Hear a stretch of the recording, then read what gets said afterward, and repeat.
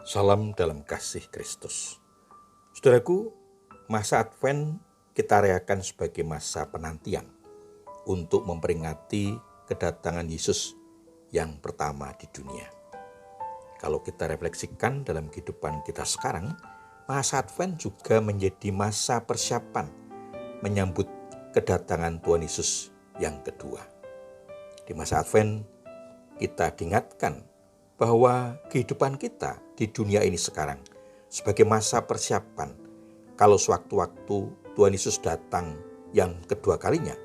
Tentu bukan waktu kita merayakan Natal, meskipun bisa saja terjadi demikian.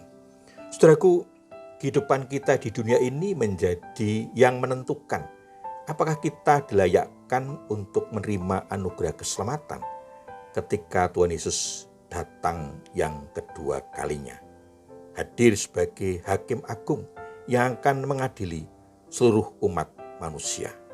Pemahaman ini tidak mengurangi makna penantian untuk menyambut sukacita Natal, tapi lebih kepada persiapan dan hidup penuh kewaspadaan.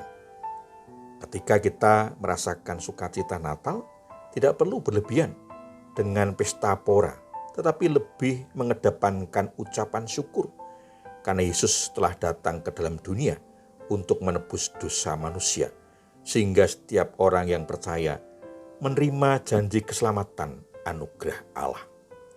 Dan di dunia ini kita menjaga anugerah itu sampai sungguh kita memperoleh nanti di surga.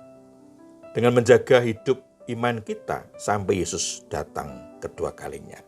Saudaraku, apa saja yang harus kita jaga dan kita pertahankan dalam kehidupan di dunia ini? Mari kita temukan jawabannya melalui renungan ajaran hidup kali ini. Sebelumnya mari kita mohon berkat Tuhan dengan berdoa.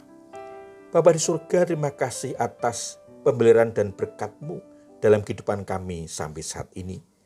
Kami akan bersama-sama mendengar dan merenungkan firman-Mu untuk menemukan jawaban apa yang perlu kami persiapkan di masa Advent, terlebih dalam mempersiapkan kedatangan-Mu yang kedua. Tanpa kehilangan sukacita, kami menyambut peringatan datang-Mu yang pertama dalam Natal. Mohon ampun atas segala kesalahan dan dosa kami. Di dalam nama Tuhan Yesus Kristus doa ini kami alaskan. Amin.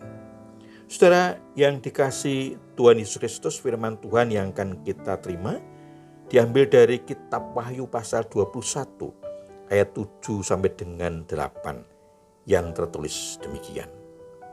Barang siapa ia menang, ia akan memperoleh semuanya ini, dan aku akan menjadi Allahnya dan ia akan menjadi anakku. Tetapi orang-orang penakut, orang-orang yang tidak percaya, orang-orang keji, orang-orang pembunuh, orang-orang sundal, tukang-tukang sihir, penyembah-penyembah berhala, dan semua pendusta, mereka akan mendapat bagian mereka di dalam lautan yang menyala-nyala oleh api dan belerang. Inilah kematian yang kedua. Demikian firman Tuhan. Saudaraku, bagian firman Tuhan ini diberi tema hati-hati dengan dosa. Saudara, Allah menyatakan siapa yang mewarisi berkat-berkat dari langit dan bumi yang baru, yaitu mereka yang setia kepada Tuhan Yesus. Sedangkan orang yang kalah atas dosa dan kefasikan akan dicampakkan ke dalam lautan api. Allah menyebutkan beberapa golongan orang yang akan dicampakkan di lautan api yang menyala-nyala oleh belerang. Yaitu yang pertama, para penakut, yaitu mereka yang lebih takut akan penolakan dan ancaman manusia daripada setia kepada Kristus dan kebenaran firman-Nya. Keamanan pribadi dan kedudukan jabatan lebih penting daripada kesetiaan kepada Kristus. Di antara para penakut ada orang-orang yang tadinya termasuk umat Allah, tetapi mereka berkompromi dan berhenti berperang melawan setan, melawan dosa. Yang kedua, orang yang tidak percaya. adalah orang-orang yang dulu percaya kepada Kristus, tetapi dikalahkan oleh berbagai dosa. Mengaku percaya kepada Kristus, tetapi mempraktekkan kejahatan. Itu adalah kebencian bagi Allah.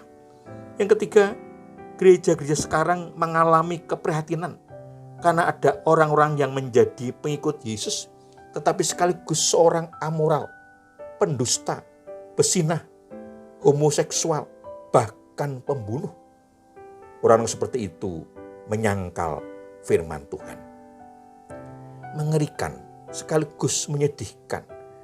Ternyata dosa bisa merampas anugerah keselamatan Allah, bahkan memisahkan orang percaya dari persekutuan dengan Allah dan akan menghadapi hukuman dari Allah yang mengerikan. Saudaraku, betapa pentingnya masa Advent ini bukan saja untuk mempersiapkan hati dan pikiran kita menyambut Natal, tetapi sekaligus sikap waspada untuk tetap menjaga hidup iman agar ketika Tuhan Yesus datang yang kedua kalinya, kita kedapatan suci dan tidak bercacat di hadapannya, sehingga dilayakkan menerima anugerah keselamatan dan hidup dalam kemuliaan bersamanya di surga. Agar semuanya itu bisa terwujud, apa yang seharusnya kita lakukan?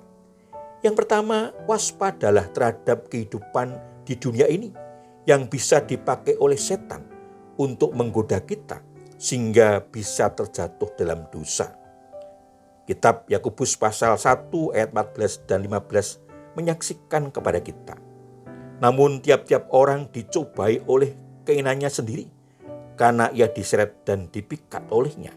Apabila keinginan itu telah dibuai, ia akan melahirkan dosa. Apabila dosa itu sudah matang, ia melahirkan maut.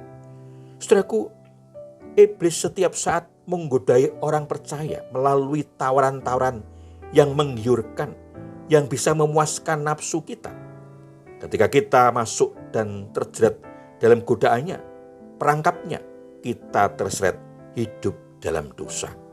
Oleh karena itu, berhati-hatilah setiap tawaran kenyataan dalam hidup, dan saat kita mengambil keputusan harus dengan dasar dan pertimbangan yang benar. Yang kedua, hiduplah mendasar dan berpedoman pada firman Tuhan. Firman Tuhan yang akan menuntun kita hidup dalam kebenaran dan tidak akan terjebak dalam dosa, bahkan mengalahkan keinginan untuk melakukan dosa. Injil Yohanes pasal 17 ayat 17 dengan tegas menyebutkan, "Kuduskanlah mereka dalam kebenaran, firman-Mu adalah kebenaran."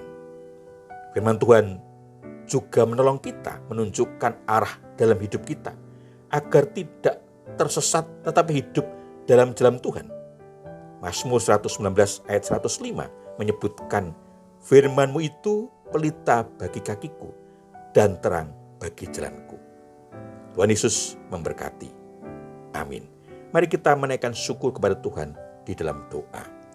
Bapa di surga, terima kasih firman-Mu yang sungguh menguatkan hidup kami menghadapi godaan iblis yang bisa membawa kami jatuh ke dalam dosa. Roh Kudus menolong kami agar kami kuat bertahan menghadapi semua itu, sehingga kami dimampukan berhati-hati dalam hidup agar tidak kehilangan anugerah keselamatan karena dosa. Mohon ampun atas dosa dan kesalahan kami. Hanya dalam nama Tuhan Yesus Kristus doa ini kami alaskan. Amin. Saudaraku yang dikasihi Tuhan Yesus Kristus, demikian renungan ajaran hidup. Saya bertemu kembali dalam renungan selanjutnya. Anugerah dan damai sejahtera dari Allah Bapa di dalam Tuhan Yesus Kristus, pimpinan dan penyertaan Roh Kudus memberkati saudara semua. Amin.